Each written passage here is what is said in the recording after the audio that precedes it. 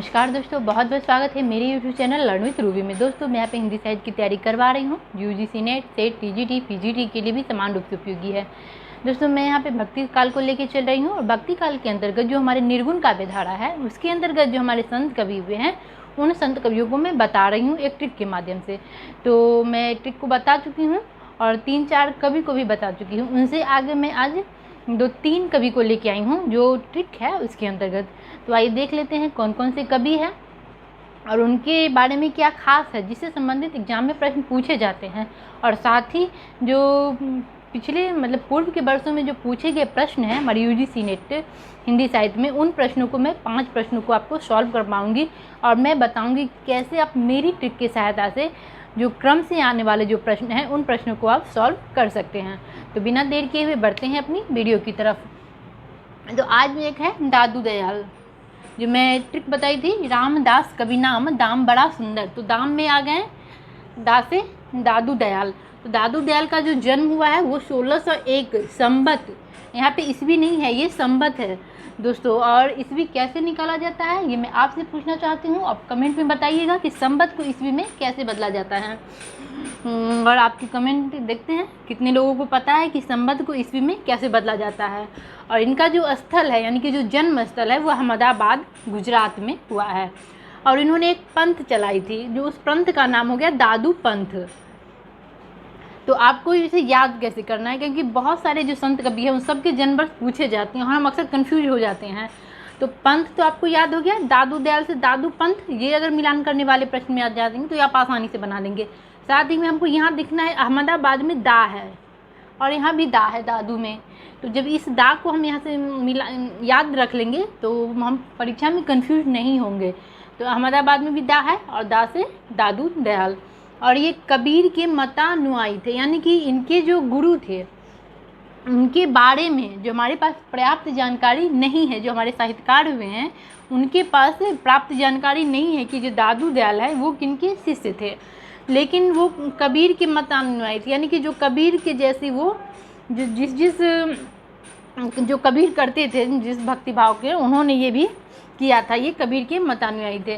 और इनकी जो भाषा हो गई वो एक पश्चिमी हिंदी हो गई और साथ ही राजस्थानी, पश्चिमी हिंदी में जो राजस्थानी मिली हुई भाषा होती है उन भाषा को भी उन्होंने यहाँ पे, इनकी भाषा में जो पश्चिमी हिंदी और राजस्थानी थे।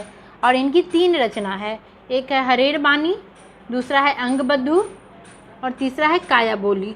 दोस्तों कहीं कहीं पे यह अंग बंधु लिखा रहता है, कहीं कहीं अंग बधु लिखा रहता है, इसलिए आपको कंफ्यूज नहीं होना है।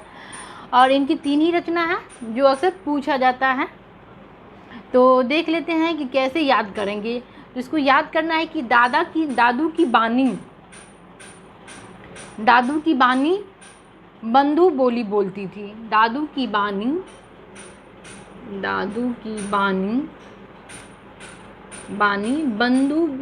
बंधु बोली बोलती थी। बंधु बोली बोलती थी यानी कि दादू से तो दादू दयाल हो जाएगा, बानी से हरेर बानी, उसके बाद अंग बंधु से अंग बधु और बोली से काया बोली। उसके बाद जो हमारे जो कवि हो जाते हैं वो हो जाते हैं मलुक दास। और मलुक दास जी का जो जन्म हुआ है वो 1631 संबत में हुआ है, ईस्वी नहीं हुआ है। और इनका जो स्थल है वो इलाहाबाद उत्तर प्रदेश, सभी जानते हैं। ये जगह पूछता है, मिलान करने वाले प्रश्न में ये जगह पूछता है। तो इलाहाबाद हो गया। और इनकी 2 ऐसी तो बहुत सारी रचना है, लेकिन जो प्रमुख रचना है, प्रसिद्ध रचना है जहाँ से प्रश्न अक्सर पूछे जाते हैं, तो उनमें तो एक रचना हो गई रत्न खान, दूसरा हो गया ज्ञान बोध। जिसको कैसे याद रखना कि मन की खान से, मन का जो रत्न होता है, मन का रत्न क्या है, मन का रत्न ज्ञान है। सबका ज्ञान होता है, ज्ञान जो होती है मतलब कि जैसे कहते हैं कि जो हीरा चांदी चोरी हो सकती है, लेकिन हमारे पास जो ज्ञान है वह क्या कभी चोरी हो सकती है? वो कभी नहीं चोरी हो सकती है। तो मन से आपको याद रखना है मलुक दास, यानी कि मन का रत्न ज्ञान होता है। जो सच्चा मन होता है, मन का जो सबसे बड़ा रत्न है वो क्या है? ज्ञान है। तो मन का रत्न ज्ञान होता है। यहाँ से आपको ये समझ जाइएगा। इसके बाद इनकी 2 पंक्तियाँ हैं जो अक्सर एग्जाम में पूछे जाते हैं। एक पहला है अजगर करे न चाकरी, बहुत ही प्रसिद्ध पंक्तियाँ हैं और इसमें कितनी बार ये एग्जाम में पूछा गया है। तो जो एक है कि अजगर करे न चाकरी,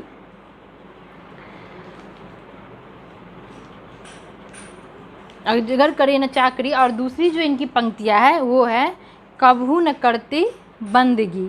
कभू न करते बंदगी पहली पंक्तियाँ हो गई, दूसरी हो गई, और पहली जो है अजगर करे न चाकरी, पंथी करे न काज, दास मलूका कह गए सबके दाता राम। तो ये जो है अजगर करे न चाकरी, ये कितनी बार एग्जाम में पूछा गया है। इसको आपको याद कर लेना है कि अजगर करे न चाकरी, इसमें तो मल्लुक लगा ही हुआ है। अजगर करे न चाकरी, पंथी करे न काज, दास मल्लुका कह गए सबके दाता राम।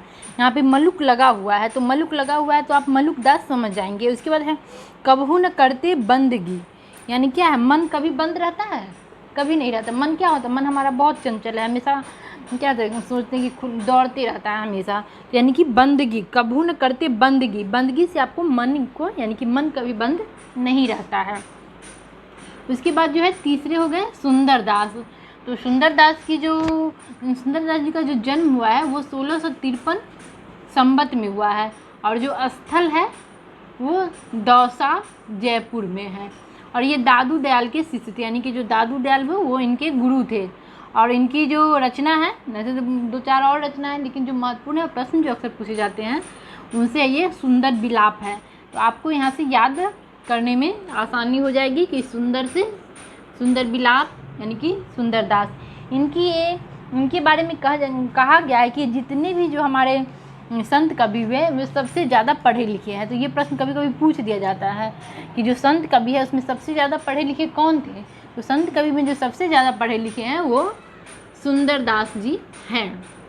इसके बाद एक और जो हमारे संत कवि हैं उनकी एक रचना है, वो अक्सर ही एग्जाम में पूछा गया है, तो इसलिए मैंने उस पर यहाँ पे शामिल कर लिया। एक है रज्व, और इनकी जो रचना है सबबंगी, या फिर कहीं कहीं सर्वगी भी दिया गया हुआ है। रचना एक ही है, सबबंगी, और कहीं कहीं ये सर्वगी दिया हुआ है। तो रज्व का सबबंगी, अब इसे कैसे याद रखेंगे, तो हम सभी ने दबंग फिल्म देखा होगा। दबंग में क्या है, जो सोनाक्षी सिन्हा है वो क्या किरदार निभाई हुई है, रज्जो का। तो रज्व से हम रज्जो याद तक रख सकते हैं, और दबंग से सबबंगी। ट्रिक है, मैंने ऐसे याद करने के लिए बनाया हुआ है। दोस्तों मैं यहाँ पे उन्हीं ट्रिक्सों को बता रही हूँ जिसे मैंने फॉलो करके मुश्किल से 2 से 3 घंटे पढ़ाई करके मैंने कैसे नीट का एग्ज़ाम निकाला है, वो मैं यहाँ पे बता रही हूँ, और इन ट्रिक्सों को मैं यहाँ पे बता रही हूँ। ये जो सारे ट्रिक्स हैं वो मेरे खुद के बनाए हुए हैं, आपको ये ट्रिक जो है यूट्यूब पे कहीं नहीं मिलेंगे। तो जो रज्व हो गया शब्बंगी, रज्व से रज्जो याद रख लेना है, और रज्जो किस फिल्म में थी, तो वो दबंग फिल्म में थी, दबंग से यानी कि सबबंगी। और देख लेते हैं कि पूर्व के परीक्षा में पूछे गए जो प्रश्न, मैं 5 प्रश्नों को लेके आई हूँ, और मैं बताती हूँ कि मैं जो ट्रिक्स बता रही हूँ उससे आप कैसे इन प्रश्नों को हल कर लेंगे।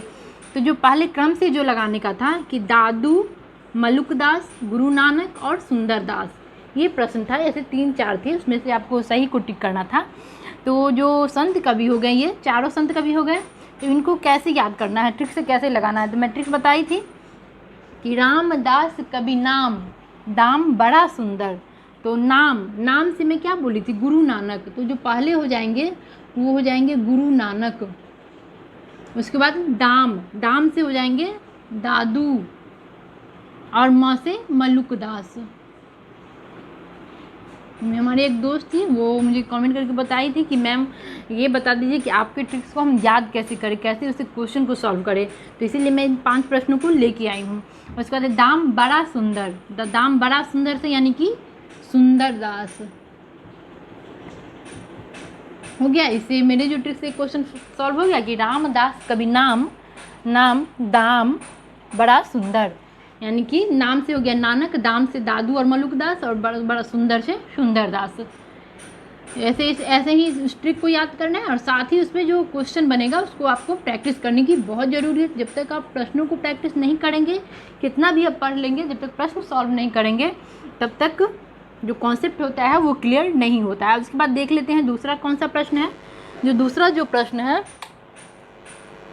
कि सुखानंद, नरहरानंद, अनंतानंद और सुरसुरानंद, ये कौन है gue? तो ये रामानंद के जो 12 शिष्य जो थे वो है ये। इसका भी मैं ट्रिक बताई थी कि अनंत सुख के लिए यानी कि अनंतानंद। अनंतानंद हो गया। और अनंत सुख के लिए, सुख से सुखानंद। अनंत सुख के लिए सूर, सूर से सुरसुरानंद।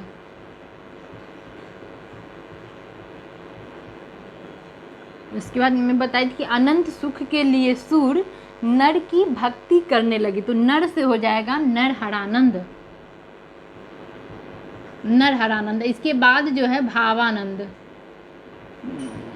भावानंद यानी कि अनंत सुख के लिए सूर नर की भक्ति करने लगे। भावानंद को मैं बताई थी कि भक्ति करने लगे। ये सब ट्रिक्स मैं बता चुकी हूँ।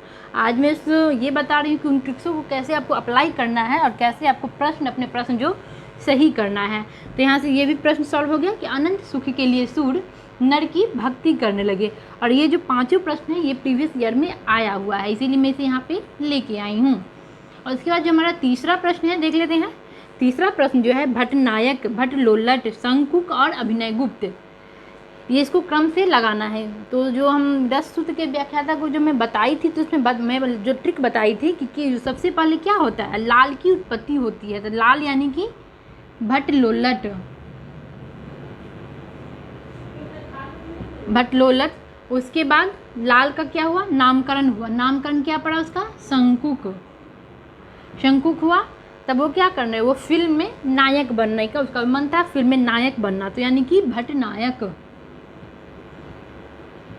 बाद में क्या कर, नायक बन के क्या करने लगा, वो अभिनव करने लगा, यानी कि अभिनव गुप्त।